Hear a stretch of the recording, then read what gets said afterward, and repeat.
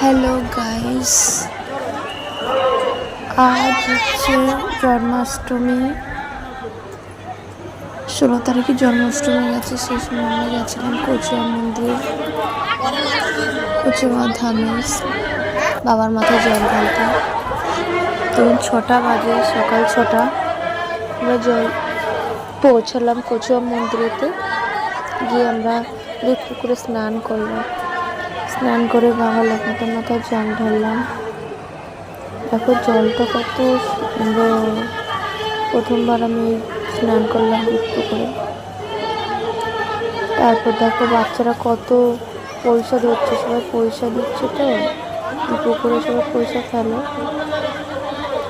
ঠাকুরের নামে। এবার সবাই দেখো বাচ্চার চুমুক দিয়ে পয়সা টানছে, পয়সা কুড়াচ্ছে।